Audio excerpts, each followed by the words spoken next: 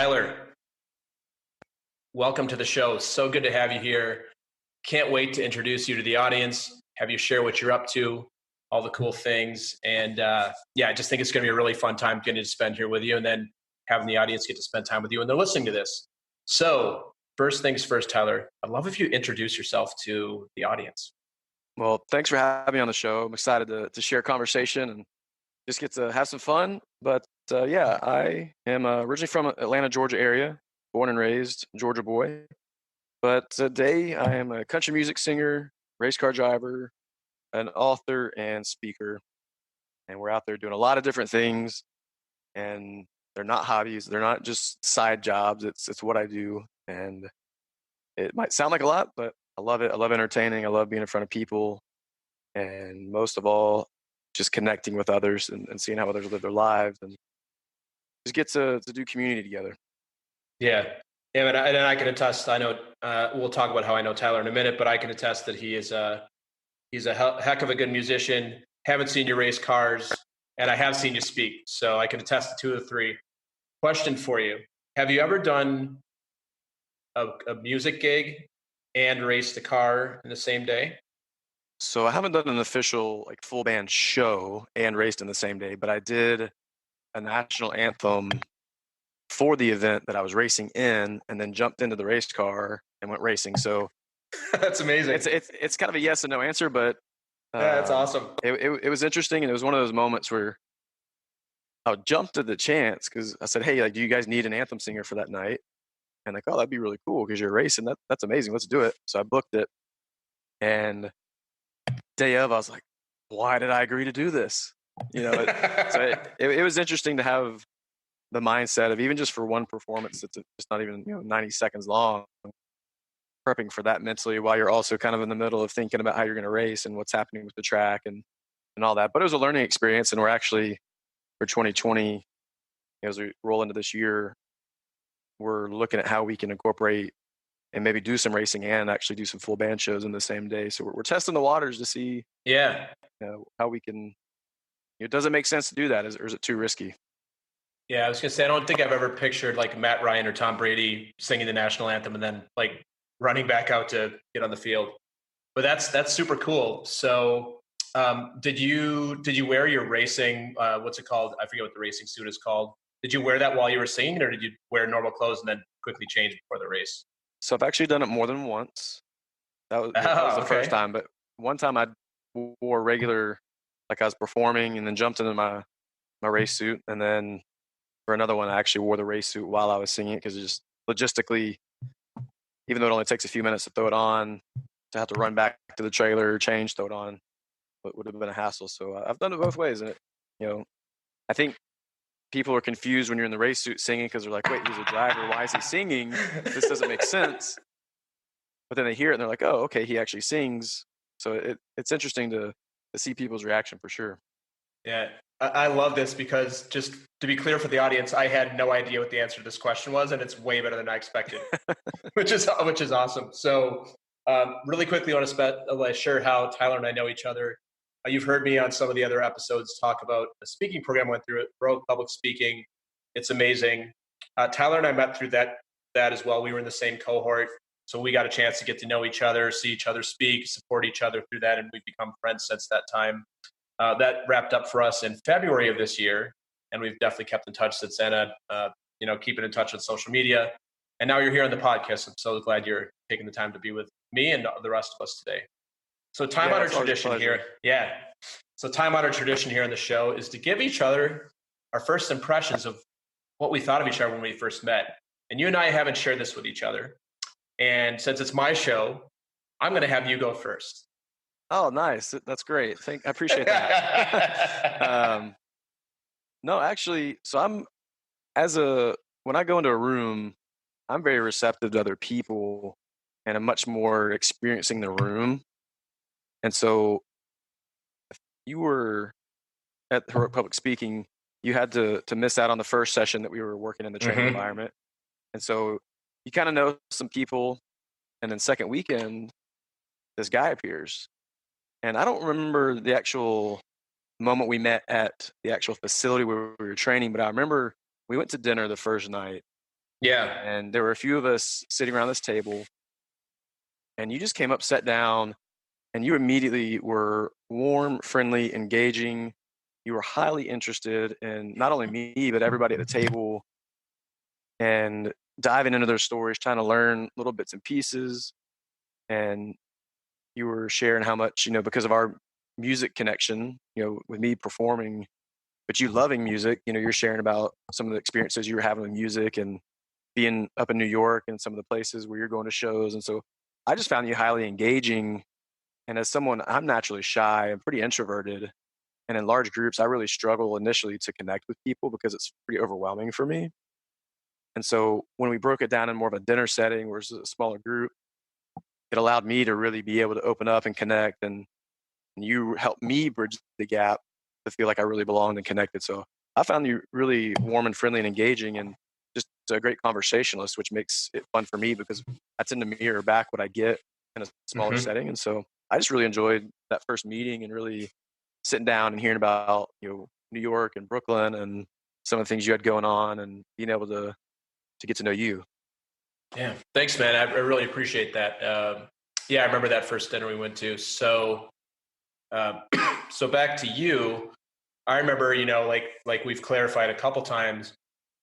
I'm walking in. It's like me walking into school, like a quarter behind. So they give out this group, this other 50 some people that were all there in November, and I wasn't there. So I'm walking in, and there's this dude in the corner with like killer leather jacket, just looks like a cool dude. And I'm like, and I think it was Michael, who's one of the owners of the company, was like talking about you and how cool you were. And I'm just like, that's the guy I got to know. And then when I found out before we actually met in person, we were in the same room together, we hadn't spoken, that you're like a musician, which I'm like an amateur guitar player. I know you're like a legit guitar player and a singer, and you race cars. I'm like, I don't know anybody like this guy. I got to get to know this person because you're like a lot of the people in the program and everybody there is amazing, but a lot of people are like coaches, consultants, entrepreneurs. I'm like, there's a dude who's an athlete and a musician and a public speaker. And I remember I was so glad when we got to sit down at that dinner because I didn't know that when we were going to connect, but it just so happened that I think it was the six of us ended up at that dinner and had a conversation. I remember you telling me how you are introverted, and I remember at the table you were with some pretty big extroverts. I think Carol was there. She's also pretty extroverted. And I remember you telling us about how you're really attuned to your senses and how like loud noises and lights and things actually affect you, which I don't have. So I thought that was really fascinating to get to know you that way. And then, so my first impression is like you're like you said, you're quiet when you meet. When you engage, you're like a guy like this guy's amazing. And once you get to know Tyler, he's like a super friendly guy. It's just like the initial engagement is like it's a little intimidating for somebody like me. I'm in a job and I'm like, I don't care what I do. I'm just like another sales guy. And you're like, I'm racing cars and playing country music. What are you doing? It's like, so for me, it was like, well, and here we are Yeah, today on no, my podcast. So how cool is that? yeah, no, I appreciate that. It is true. And, a lot of people, if they don't know what I do, they might just think I'm quiet, maybe even standoffish occasionally. But if they know what I do and then they meet me, that's like they might either want to jump in immediately, start talking because they find it interesting, or they're like, I don't know if I want to. Like he's got a lot going on. That's maybe too much for me. But when I get in smaller groups where it's 4 to 6 people, that's where if I'm not on stage, that's where I really thrive and show up. So that dinner definitely helped me connect because like you said, when you get in a room, there's 50, 60 other people. They're all high performers, doing really amazing things out in the world, whether they're coaches, teachers, trainers, authors, people doing a little bit of everything in life. And you start going, man, like I'm just over here. Like I don't even know how to, I can't talk to 15 people at a time. So that's always been a struggle for me since I was a kid. And Hmm. I've worked on it. And, but I love, as a speaker, even before going to heroic public speaking, being able to add that to training, you're never done learning and growing. And so being in that environment was just the next step and pushing my speaking to that next level. And, we're doing Yeah. more speaking than ever this year in 2020. And, it's just part of what we do. And so, yeah, it was tons of fun meeting you and continue that relationship over those last year. And, it's one of those things I think when you get in those environments, you learn from people, Yeah. not stay in touch and see where people's careers go and just keep up to see how life is going because you get to see the side of people I think you don't if you're just watching from the outside, right? Yeah, absolutely. And I think you and I kind of have the opposite experience, or like, and the stories that we tell ourselves about Yeah. ourselves, right? So for me, it's like I'm like the guy who can walk into a room with 60 people, but like I'm going to meet all you and I'm going to talk to all of you, and there's no breakthrough for me at all there. The breakthrough for me that I had at Pro Public Speaking was that I can be in a room with people like Tyler and everybody there, just like I said, like high achievers, and they actually want to get to know me because the story I had about myself walking in is like I'm boring. I'm like I work for a company doing a thing I don't really care about, and all these people are out there putting out their magic into the world, whether it be music or speaking or like running their own business, successful businesses, keynote speakers, authors. So it sounds like maybe you had a bit of a breakthrough in connecting with people. I had a bit of a breakthrough in like being able to connect with people and realize that everybody's just a person and not having this kind of like, it's not an authority thing, but it's like I want to be you, so therefore you don't want to spend time with me because I'm not. It's like an I'm not good enough measure up thing. And the cool thing about it is, man, I think looking back at it, our cohort HPS 7 is like, man, we had some amazing people in that room, and we're all just like cool with each other, no matter where we're at, and just Like, there to support each other. Huge breakthrough for me. well, like you said, you learn as much as we tell ourselves what our story is or create meaning around what we think about the way we experience life. I look at you and I'm like, man, he has something that I don't, and the ability to connect in a way that I find fascinating. And it's fun to watch that interaction as you go out and do what you're doing because it's so like you just wake up and do it. It's as normal to you as Yeah. breathing, right? Yep. So it's just, Yep. yeah, the way we look and interact with people. And that's right. I love podcasting because you can get a little more in depth with people and have those Hmm. conversations to maybe learn those little pieces that you might not have heard before. Yeah. Awesome, man. Well, speaking of podcasting, let's get into it. I am really excited to have this conversation with you today. So, first question for you, Tyler. What is something that you nerd out about? Well, we already hinted at it, but um, I motorsports for me. I love the three things I love in the world are music, motorsports, and people. But really nerding out about is motorsports. I can watch NASCAR all weekend. I can watch IndyCar. I can watch Formula One. I can watch World of Outlaws, USAC, sprint cars and midgets and silver crown cars. I can watch even drag race. I mean, anything with a motor and wheels, MotoGP with motorcycles, I can watch it. I know enough about most of them to have decent conversations about them. And I can get immersed in it to the point where if you don't know anything about motorsports, you're going to be like, this guy is next level insane. So, You read my mind because I know nothing about motorsports. So that's exactly what I'm thinking. Like, I know MotoGP, that's motorcycles. yep. And then I know what a midget car is. And I obviously know what NASCAR, like Formula One is, and I know what a drag car is. But outside of that, like, I have no idea what you're talking about. Yeah. And so, being able to, I became a race fan. Like, first time I went to the NASCAR race, I was 11 years old. And I got hooked in that moment. And I would say probably like mid high school years all the way through today, the cornerstone of that was the NASCAR world. But over time, you pick up all the other series and you get to know personalities through the TV and watching through digital and social channels, kind of what they're up to and how they're living and performing. And then you get closer to those as you navigate the world of motorsports as a driver myself and get to have conversations with some of those people up place, one to one. And, um, it's a family atmosphere. There's a lot of Mm-hmm. competition and there's a lot of rivalry, but within that, it's a lot of times you see it in just a regular business world, but a community of people who love something so much that even in down times, they'll come in and pick you up if you have something going on or, the world of outlaws specifically, as an example, let's say a guy crashes early on in the race. Well, if the car's not destroyed, they'll get the car rolled back to the pits. And typically they only roll into town with maybe 2 or 3 crew members per team and a Mm-hmm. driver. Well, if you got a lot of damage, they only give you like 2 minutes sometimes to replace whatever thing you need to fix. You'll see Two 3 or 4. minutes? Yeah, I mean, it's quick. Like Wow. you gotta bolt on a new shock, and you'll see these teams. They've already got like a front end setup already put together, and they can come in if the front end's been bent and mangled up. They can unbolt it in a few, just a few bolts, pull it out, stick the other one in there, and bolt everything back up and get it going in 2 minutes. It's incredible to watch, but it only happens because you'll see 2 or 3 other teams jump in and assist this competitor to help get them back on the track because they're running 90 or something, 80, 90 something races over a course of 10, 11 months, and it's something you're not going to see the Yankees reach out to the Red Sox and be like, "Hey, man, like I just saw it. Like you just had this problem. Let me help you while you're in the middle of the game.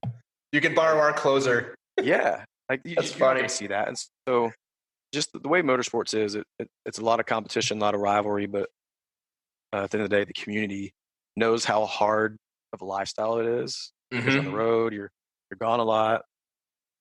You're in treacherous conditions. I mean, it's a dangerous work environment. And so it's something that I can, I love going into, I race a lot in either the Southeast or out West, California. But when I'm with my racing friends, I love it because you can kind of talk racing nonstop all day and nobody looks at you sideways because they're like, yeah, we just get it. We live it. We breathe it. Yeah.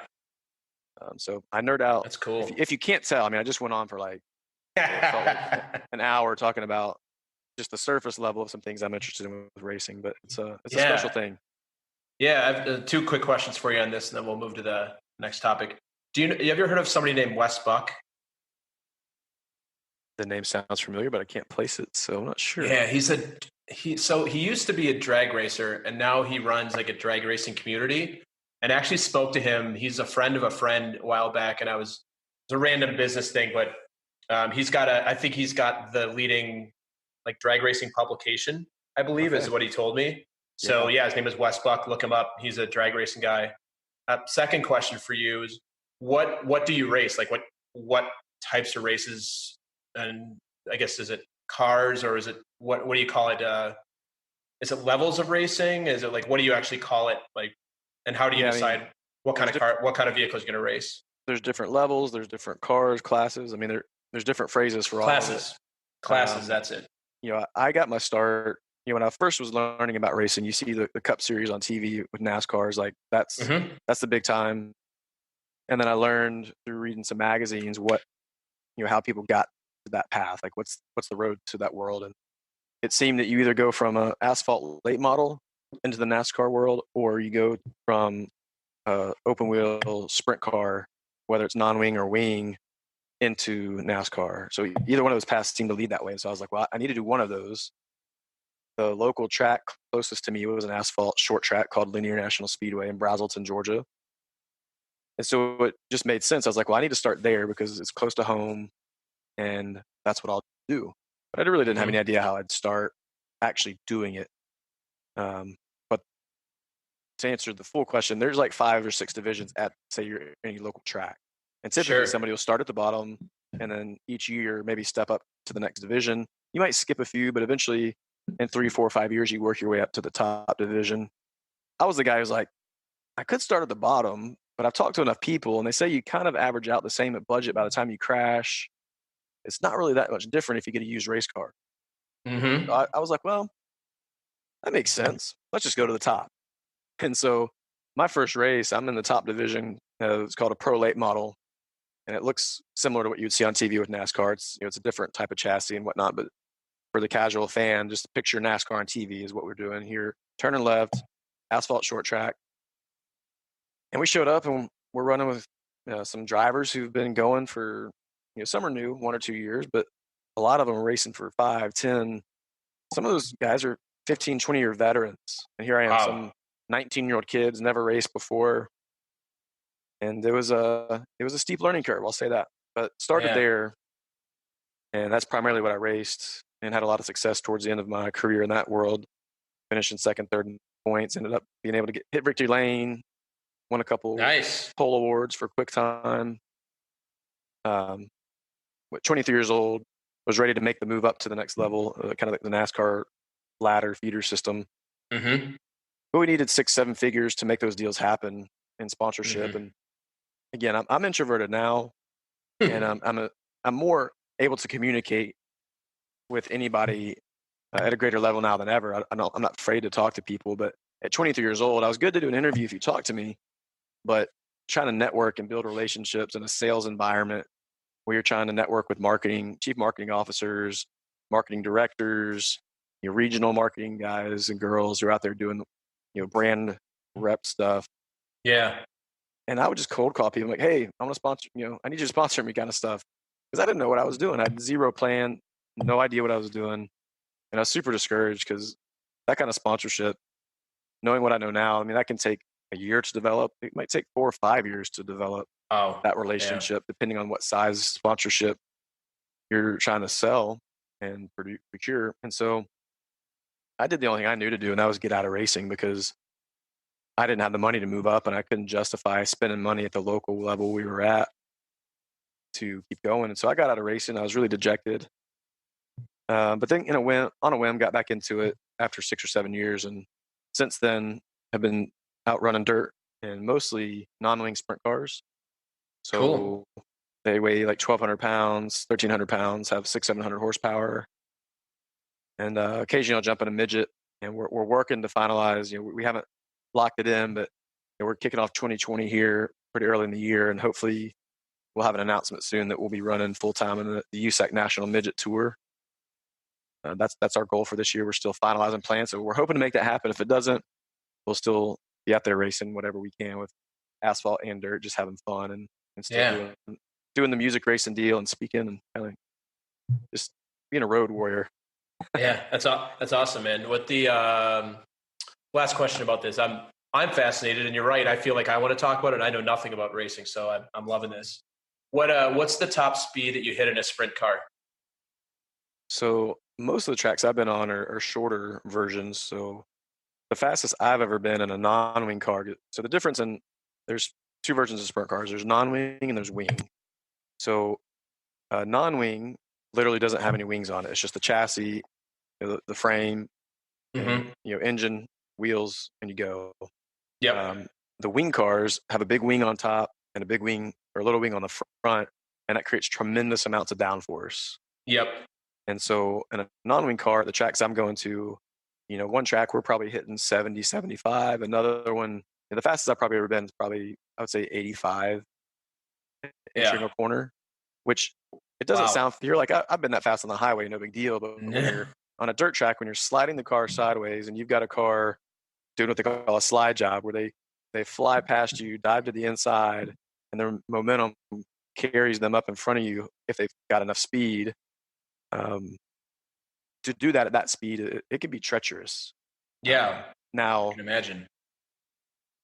You go to the bigger tracks in the same non-wing car. I mean, they can go to tracks where they're running 120, 130 into a corner. They go to Las Vegas Motor Speedway dirt track, and they'll sail it off in the 120s.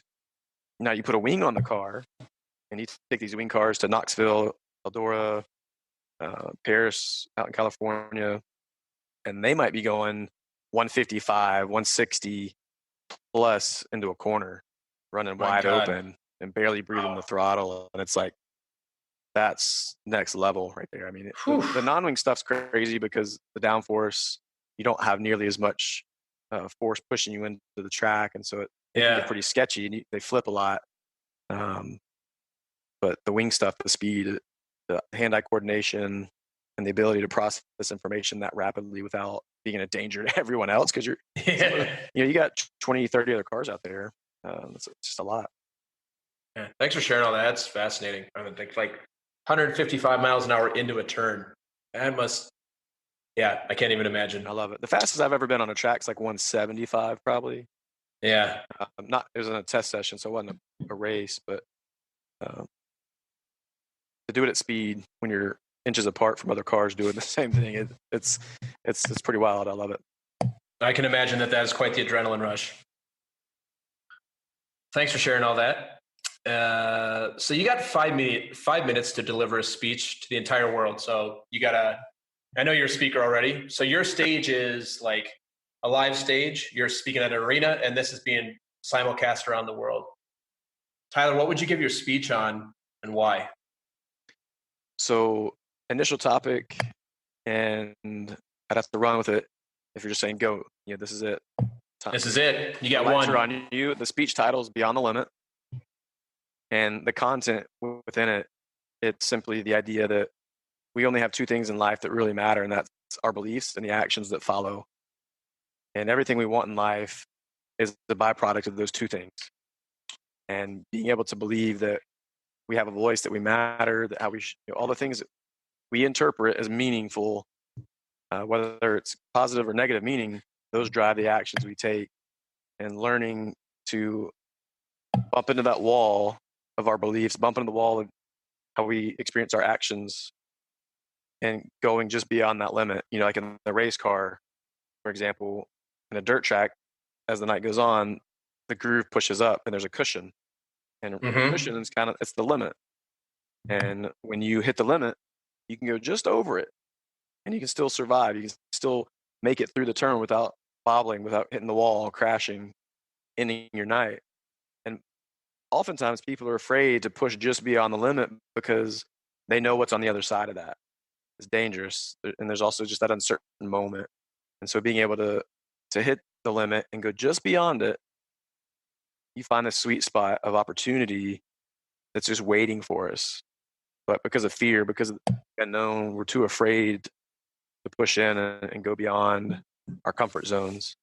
And I've learned in my life that everything good that's come my way has been because I took one step beyond what I knew, what I was certain, and settled into that space of just beyond the limit. And that's where all good things in my life have come from. So Yeah, that's beyond the cool. limit, you got That's to push cool. your life, and the beliefs and actions we hold dear. We get Yeah, easily stuck in routines, and so yeah, that's kind of yeah. where I'd go with that. That's awesome. There's a thing in coaching called the model, and the idea is that circumstances happen and they're neither positive nor negative, and those circumstances create thoughts and create feelings inside of you, and your thoughts and feelings and what you decide to do with that is then becomes your actions, and your actions become the outcome of that.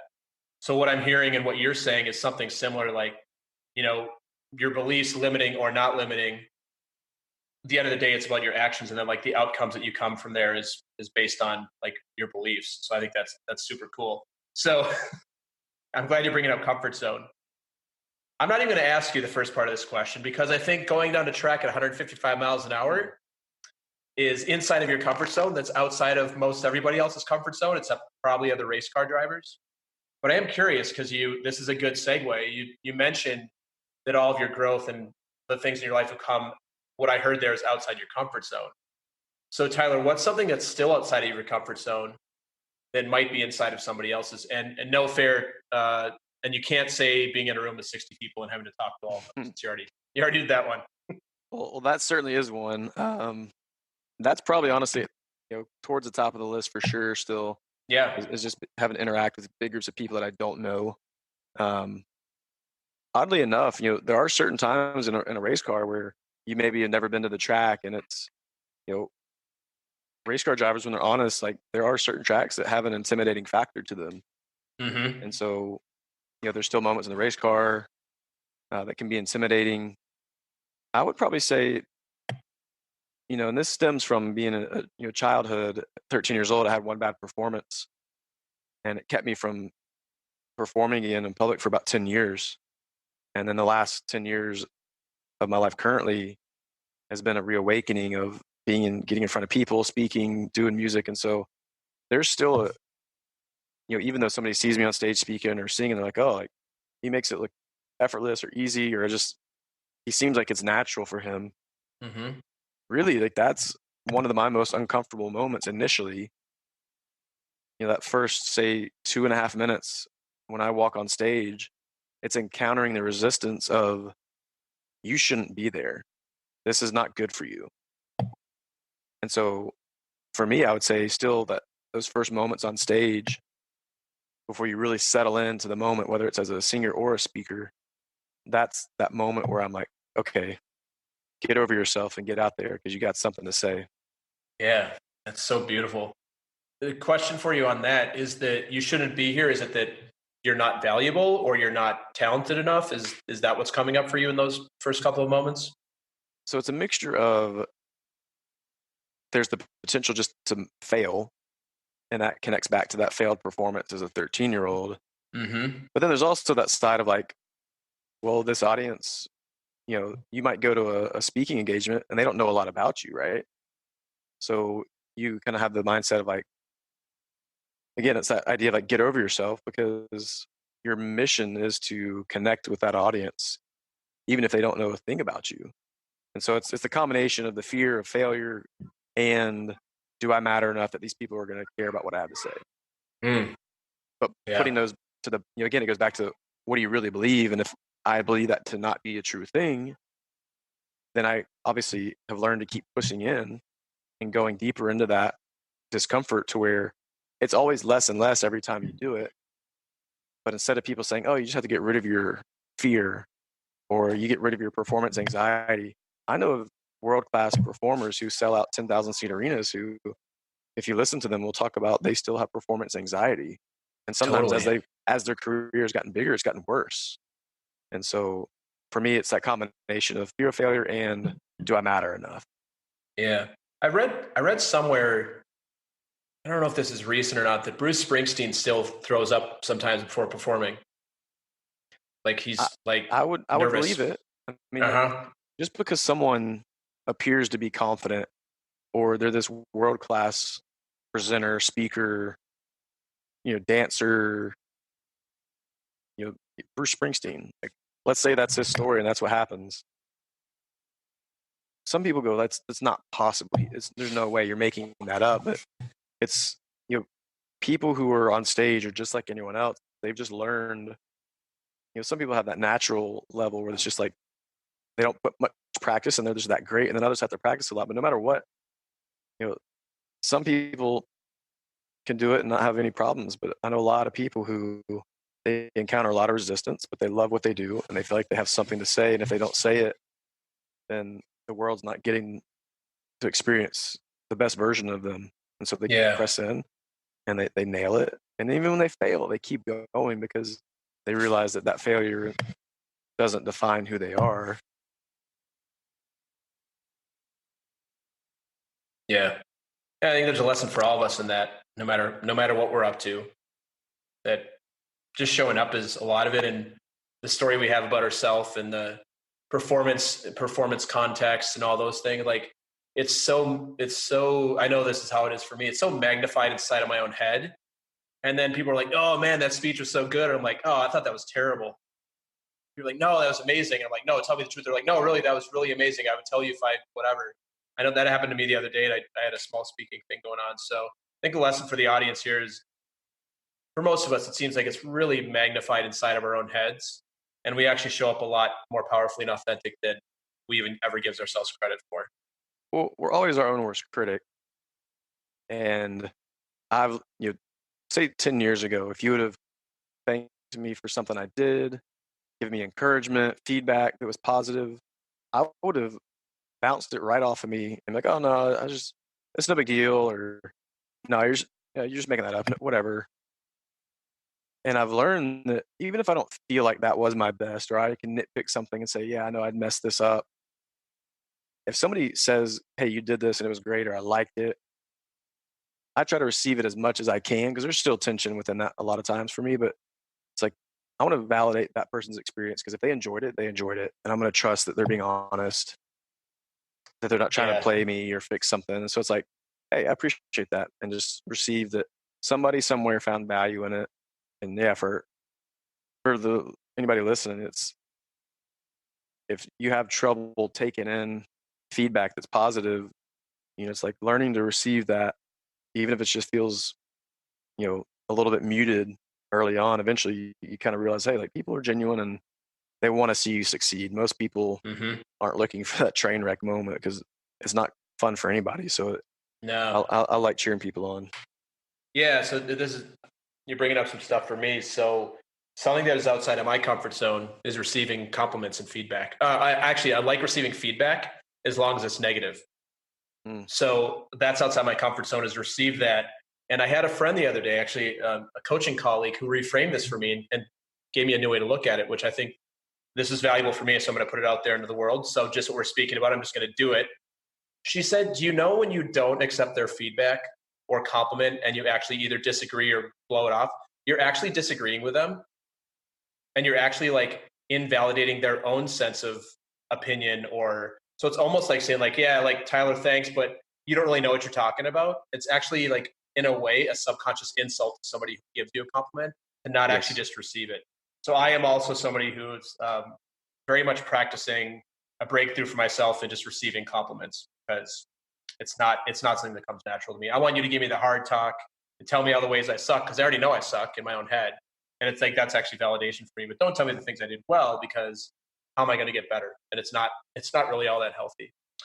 No, So but the power in that, all of a sudden you do validate that person's experience to some degree because you haven't shut them down, and eventually maybe it doesn't hit you in the way that they're saying it ever, but at least you begin to find some belief that, man, maybe they do believe that. And if they believe that, then what does that say about me? I must be better than I think I am, or I'm actually good, or I deserve those opportunities. And it can change everything. And that what I've learned in this season I'm in right now, being in different training groups, mastermind groups, is when you get feedback that sometimes maybe there's some discomfort attached to what you're hearing, but knowing that person has your best interest at heart and you can go back and process, you see that that feedback is the most valuable, because now I can use that to not change who I am, but really hone in on, okay, well, maybe I'm not having as much success in that one area because I'm not doing enough of this.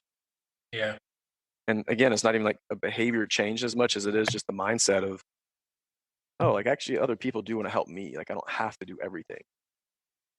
yeah, yeah. It's all about self worth and seeing yourself as good as you are and constantly improving, but also being cool with where you're at. So and I know that's, and I mean, you're like a good example. You're an athlete and an artist. So you have like the double performance thing going on where got to be good on stage, got to play the right chords, got to hit the right vocal. And in your athletics, you got to be performing there as well. So I'm sure the pressure you put on yourself is quite high, would be my guess. And you're Yeah. also a very high achieving person. So Yeah. It's interesting because in general, I'm not a very competitive person. Like I know some drivers or just other athletes in the world who, if you're playing a card game, they want to destroy you. that's me. If you're playing Scrabble, they want to dominate. If you're, whatever it is, they want to win. And that, from a competitive standpoint, I don't have that at all. I'm very much outside of racing, non-competitive, but I still want to be the best at what I do. And I want to be the best driver I can be. I want to be the best performer I can be. And not as a comparison to other people, but just knowing like, hey, like if I don't feel like that was my best, then I didn't do my job. So yeah, it's definitely, I mean, you don't want to be my ambition, we have released some new music here recently, Mm-hmm. a new album called Spotlight. Congratulations, by the way. Yeah, I It's great. appreciate it. Yeah. And so we've been out doing media and performing and doing a lot to support the new music. And, my ambition, by definition, I'm a country music singing race car driver. But my full ambition, like I want to be driving in the NASCAR truck series and have singles going out to radio on a consistent basis and be touring to support that. The last guy who did that's Marty Robbins back in the 60s, 70s, and early 80s before he passed away. And he was a big country music star at the time, running, I think he ran 30, 40 Cup Series races in his life. And so I don't know that I have the opportunity at this point to make it to the Cup Series, but man, if I could be in the Truck Series, racing at that level and singing country music at the same time, like that'd be kind of the ultimate ambition. So it's absolutely within me that I'm a high achiever. I want to achieve big things. But more than that, I'm a believer that we all have dreams and that it's our duty to bring them to life, because you might not like racing, but if you get to know me or you hear my story and then you see me achieve that, it shows you that your dreams are possible. And I can look at somebody else and say, well, they did this and they said they're going to do it. So that means it's possible. And that's when we look at the future of the world in all different ways. The things that you can be involved in and creating change and innovation and just the landscape of opportunity to live a life of meaning. To me, it all starts with dreams. And so I've always been an ambitious dreamer, and I love I'm curious about others who have that same mindset of like, I want to do something. It seems extraordinary, but why not me? Why not me? That's a great question to ask yourself. Why not me? Well, again, like most people, I think our school system kind of teaches us to almost play small because it's like, hey, like here's your path. You have to follow this. You have to do X, Y, and Z, and then we'll check off the box that you've achieved what we think you should achieve. But along the way, nobody's really teaching you how to do business, how to sell, how to connect, how to move things forward. You're just being told what you need to do to accomplish all the time. And Yeah. school, I'm not bashing school. Like school is great. It provides opportunity, but I think we're missing a huge component of teaching kids how to dream and how to actually make things happen out of nothing. How that we can Mm. take an idea, create a plan, implement, see it come to fruition, but then also realize at some point you can't do it all alone. And so we need help. And so then you learn how to collaborate and bring people together. But it does all start with that question, like, why not me? Like, why does somebody else deserve that and I don't? Like, don't play the victim in that. Yeah. Like, take the ownership Yeah. to say, like, I'm going to do it. And if I fail, this whole music racing deal, I was afraid initially to jump into it. And I finally said, why not me? And if I'm going to do it, I would rather be seen as the guy who went for it and the whole thing looked like a catastrophe at the end because he pushed so hard and he made it so far along that when it finally blew up in his face, he looks ridiculous.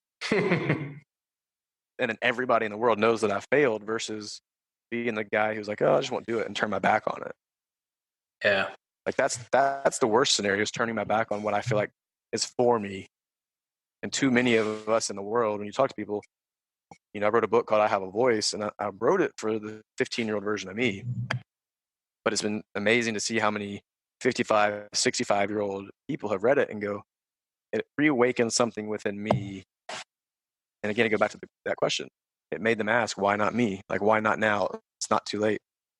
Yeah. It's amazing. Yeah. I was just going to say the why not me and why not now?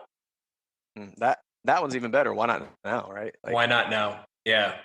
like, oh, I'll wait till, probably next year's better because then I'll have this in order. I'm guilty of that, right? Like, Me too. I was sharing with you before in a conversation, I have half of what I need lined up, but then I didn't continue to press in and I didn't create as much as I wanted in this one area because I just didn't follow through. Well, why didn't I follow through? Because I had this feeling of I can put it off till next year or a few months from now and I'll still make it happen. But what missed opportunities by not asking why not now?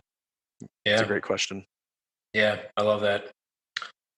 So, you know, you obviously we've covered you do a lot. You have the racing, you have the music, you just released an album. It's amazing.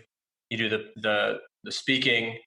I'd love to hear a little bit about what you speak on and what kind of audiences you speak to and what's your I'm running a company and I want to hire a keynote speaker to come in and get my team jazzed up. Why do I hire Tyler? So a lot of our core programming that we're getting in front of people is, we've designed 3 keynote topics in say the last 2 years that we've been focusing on, and they're all based around the idea of raising your potential. And so one of my most popular keynotes right now, and I mentioned the 5-minute talk, is Beyond the Limit. And it's about discovering your performance potential because too many people haven't discovered even a percentage of the fullness of what they have to bring to the table because no one's helped unlock that. They're either waiting for somebody to help them do it or they don't even know that it's possible that they can raise their potential. And so it's a leadership talk, it's a motivational talk, and it's really designed for any audience from athletic performance to corporate audience who have maybe metrics where sales matters. Sales organizations or teams where they're working to perform together and there's someone or a group who they know there's more potential within them. They just haven't been able to connect to what that means for them. Mm, And so we got use it. using that talk to help raise their performance potential so that, if you have a 10,000 person organization and you get 500 people in a ballroom and maybe they're middle of the road performers. Well, we know that the top 10% are driving a huge majority of sales in an organization, right? So, what if we can take a group of those middle of the road performers and bump them up into that top percent? What does that do for an organization? Mm-hmm. Not even just in a bottom dollar sense, making more money, but when you talk about retention and engagement and really having people connected, because in this world that we're living in right now, I think for many different reasons, we're more disengaged than ever. And so Beyond the Limits about raising your performance potential. A second keynote that I've been giving for a while now is called Living Unapologetically. And it's about shaping the beliefs that affect our life and work. And when we shape the beliefs in a way that work for us, we become unstoppable in our pursuits. And so it's really diving into helping an audience see what's possible rather than what is, so that there's a really focused mindset and full clarity on what they want out of life. A lot of times what your expectation is at work, but you haven't really examined how that fits into every area of your life. You just might have the mindset, well, my boss thinks I need to do this, and so I guess I do it. But when we help an audience connect to what it means to really set your own vision for your life and then put your work into that framework, it changes things. And so you end up being more grateful and have more confidence in your decisions and create a life where you're living on purpose. And then we have a little bit more, not necessarily a technical talk, but a talk that really is about transforming the way we dream and innovate. And it's called Exploiting Sound, Speed, and Story. And it's all about using sound to awaken our imagination, using speed as a radical stimulus required for change, and how we can use story to connect our words and actions to the community around us. Because in today's world, that combination of sound, speed, and story enables us to, as a business, create massive opportunity.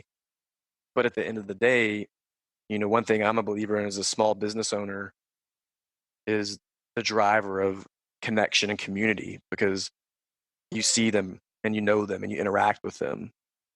And so when we can have the opportunity to help corporate groups learn how they can create greater community, how often do you go to a restaurant or a chain or some store that you don't know the owner, because you're not paying attention to who's the CEO or who founded it. You don't know who actually even runs the store that you're in, so you don't know the general manager there. It's basically a faceless experience. Absolutely. And so my talks are, we do a lot of, we'll do high school events with athletic programs. We'll do a few full school auditorium environments. We'll do university level athletic programs going in and talking about performance, mindset, actions, using sound, speed, and story to live unapologetically, and then bring that into the corporate audience. So it's a little bit across the board, but at the end of the day, it's for everyone to think about their performance potential. Love it, man. That's super cool. And I got a small taste of it when we were in rehearsal group together, and I can attest that it's Tyler's a world-class presenter, performer, and a guy who's got the entertainment value, but also has the expertise and delivers on the message that we're talking about today. So, man, I appreciate that. And that's something I've been working on is, early on, probably 6 or 7, my first talk I really gave was 2012, when I intentionally made the move to start speaking. And at the time, I wasn't racing or singing. And I was okay with that. And I was just looking like, okay, I'm just going to speak and really develop that as a career. And I'm going to love it, because being able to inspire and, maybe get that one person in the audience to take an action off of something you said, or just pique their interest and maybe thinking differently. I was like, man, I love this opportunity. But then as I got back into music and racing, I saw the power in the belief that the audience has when I say something, the weight of that now, the impact from what I've experienced is dramatically greater, because I'm now someone who's actively doing this. I'm taking ideas and thoughts and strategies that I'm employing on the racetrack in a competitive environment, in a high stakes environment, I'm taking things I'm learning in the studio, working with a team, collaborating with songwriters and musicians to bring music to life, encountering resistance on the stage as a performer to give a presentation, to create connection with a music audience, and the power in actively doing that and getting to then share that in real time. I found there is, for me, the impact has been tenfold Yeah. from where I was 7 or 8 years ago when I was just speaking. So it's been an amazing opportunity to impact people, and that's at the end of the day, right? It's music, motorsports, and people. Yeah. It's not about going and, well, I spoke at this group or I did this. It's like it's people. Like that person's gonna go to another job down the road, and they're gonna bring what they have to the table. I want them to take what maybe I showed them was possible or imparted some idea that they can deploy into their life, that maybe they don't even take to the work. Maybe they take it home to their family. It's these ideas are universal principles that are about life, and business happens to gain the net positive effect, right? Yeah. Yeah. So we've been talking about all the amazing stuff you're up to, the racing, the music, speaking, and I'm sure you have a thriving personal life as well, although I'm not sure when you'd fit it in, but we won't get into that today. We'll save that for another episode. We'll talk about Tyler's personal life. And all the things you talked about. Yeah. Exclusively my personal life. We'll do a Dr. Phil Yeah. session, right? We'll do a doctor. We'll do a coaching session. We'll have people dial in and ask Tyler anything. So one of the things I haven't talked about yet, but I'm doing another version of this podcast. It's going to be the same release cycle. It's going to be called Talking to Cool People After Dark. The difference being that I will do it at night, and the agreement with my guests is we'll have at least 2 or 3 whiskeys, and have a more loose conversation, shall we say. So maybe we'll have you back on for one of those here soon. After Dark, that's an appropriate title. After Dark, exactly. So question for you about all of that. What's the thing that you're most proud of? At the surface, just as a general like theme or idea, I think I'm most proud that I've become I'm in a place where I'm willing to say yes to opportunities that at 15 years old or 20 years old, I would have been terrified. I would have said no way, and I wouldn't even considered. And I think I'm most proud that I'm in a place where I'm willing to say yes to opportunities that oftentimes even maybe I have fear around because it's such a big opportunity, or it maybe is something that's just unknown. And so just being willing to encounter the big, like, what's on the other side of that, but pushing into it. Because for a long time in my life, I would have been too afraid. So like that is and I guess that's not surface level, that's pretty deep. But as a specific moment, like what have I done that I'm the most proud of? I think going back to racing, my uncles are mechanics, and so I grew up around cars, and they did some mud drag racing, and I did some of that too. But my dad's a dentist. He's a small business owner, and he and my mom built, a successful practice in Georgia. And I grew up in that environment and kind of being around the car environment, but nobody really raced cars. Nobody did the NASCAR thing. And so to be able to, on a whim, be like, that's what I want to do. I want to be the next Jeff Gordon, and not to let that just be a dream that sat, but to take action on it and to bring it to life, to show up at the racetrack, not knowing a single thing about what I was doing, having less than 100 laps of testing in that race car, having the guy next to us pull up whose son was leading the points championship, ask me questions about where we'd come from, where we've been racing, and every answer is like, oh, nothing. Like literally, man, like I've never raced before, not this track or this division. Like I'm new, brand new. To go from that and seeing like a wide-eyed guy, like fearful of what I'm going to do, am I going to put his son on the wall because I'm an idiot out there? Go from literally no idea what we're doing to the proud moment. Like the one specific moment was being able to stand in victory lane with my crew, who most have stayed with me it took us about 4 years to get to victory lane. But to know that we beat that night some drivers that have 15, 20 years experience, track champions, people who are dominating, and we ended up in that number one spot. hoisting the checkered flag and celebrating with my guys. It was as big as for me knowing that my guys got to experience that with me, Yeah. because it was a group of people who, we knew how to take a car apart, but tuning on it, really knowing the adjustments we were making.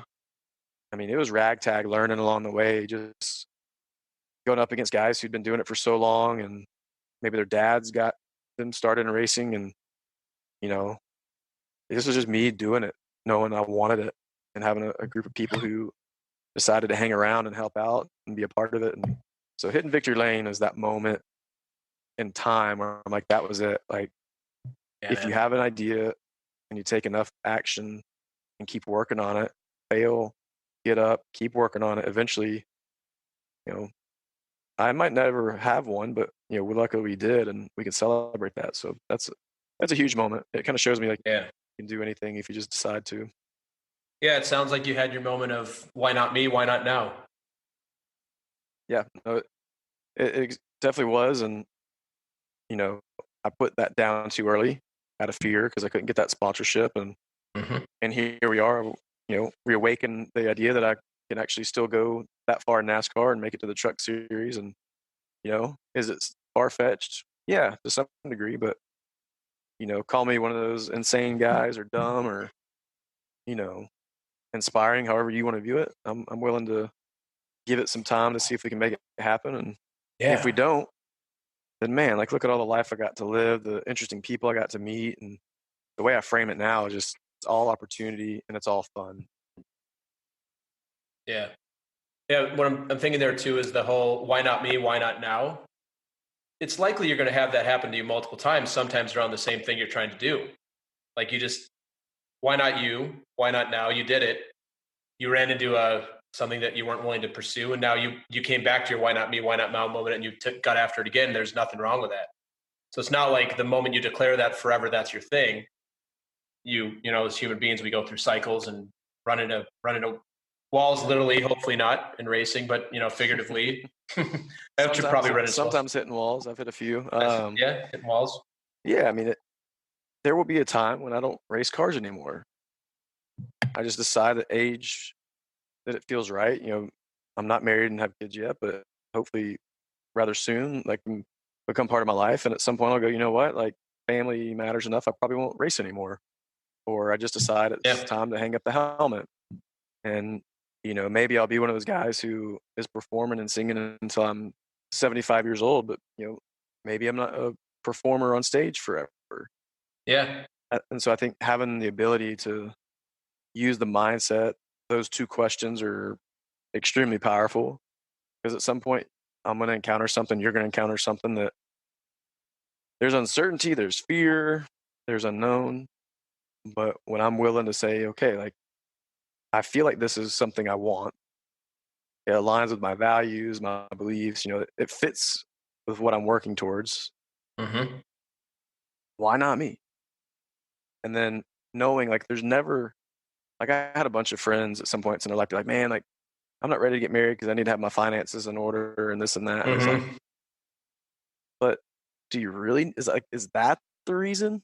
Like that makes sense logically, but, and that can get a whole rabbit trail of different stories. But at the end of the day, it's like, why not now? Business, relationships, opportunities. We can always say, well, there's somebody that's more prepared than I am. Somebody's a better fit. But if you want it, if you want to speak on a stage with 5,000 people in the audience, you know, that might not be your first speech, but I know people who've done that. Hmm. Me too. And they didn't say why, they didn't, they just bumped in the question and said, yeah, it's my time and it's now. That there's the opportunity. Like they could have declined it, but man, like what doors open because they say yes? Yeah. It's like, I learned this in acting training before I went to heroic public speaking, but they highlight this as a cornerstone of their beliefs and how they see performance. It's you say yes and Hmm. you say yes and because one, when you say yes, you're going to show up. Like you're Yeah. going to get that experience. But then when you say and, it's like, but that's not all, because there's more to the story that's going to unfold And if I said yes, but, or yes, now all of a sudden you're not showing up fully. You're not living with full intention because you have reservations. When you say yes and, like, you know, this is an overused phrase, but like the world is your oyster Yeah. and you get to create what you want out of that experience by saying yes and. Like, give me more. Like, I'm ready to go where this is going to go. I don't know where it's going to go, but I'm going where it's going. Yeah, that's super cool. Well, we're going to wrap up here in the next 5 to 10 minutes or so. I've got a couple more questions for you, if you've got some time for us. Yeah, let's do it. So, man, we've talked about a lot of things, and you don't seem like a guy with a lot of fear. And we've talked about when you have the fear that kind of, I hear you lean into it and like explore that that's the place for growth for you. So I think this next question is pretty apropos. What's something that you're afraid might actually be true about you? Man, I love this question. I could keep it surface level, but you do you, man. I don't really do surface level very easy. So my first thought is like, are people actually interested in me? Hmm. And you could argue, well, Yeah. man, that's why he does all the things he's doing. He's trying to get attention. But I think, and maybe that stems from being an introvert and sometimes not connecting in bigger groups when you see other people do it so easy. But going into a place like that environment where you got 50 other high level people, you kind of go, man, like, I wonder if people are actually interested in me. And that's not because people aren't talking to me. It's just you go into that waiting and wondering, and then all of a sudden you realize, oh, people do. Like, people actually do care. That's cool. But that's probably my initial answer to that. Yeah, I think that's a really good one. And I think that's something that's pretty common for people. There's so much nicety in the world and so much kind of lack of, it's not conflict, but people would just want to be. I think you said earlier, I kind of go, most people are generally good human beings, and even when and I'm guilty of this too. You're talking to somebody, you're not really that interested, but you also feign interest because it's just a polite thing to do, and you don't want to make people feel bad. So Yeah, thinking about what you said, I identify with that sometimes too, where it's like I got a lot of stuff going on, and it's so interesting. I want to talk more about it, and like the deep seated thing that hits for me is like, does it really? Is like, do you really, or are you just saying that because you want to be nice? exactly. So, cool, man. Well, I want, if you could let the audience know where they can find you. So I know you've got a ton of presence online in a variety of ways. I will obviously put in all of these into the show notes, but I'd love to hear it from you, like where the audience can connect with you and find you online. Yeah, if you want to learn a little deeper about all of the things we're doing, you can go to my website, tylerwilliamslive.com, and learn about music, racing, speaking, all the things we're doing there. You can find my music on all digital outlets from Spotify, Apple Music. You can go to Google Play and Amazon Music, Tidal, pretty much anywhere digital music is found. We should show up there.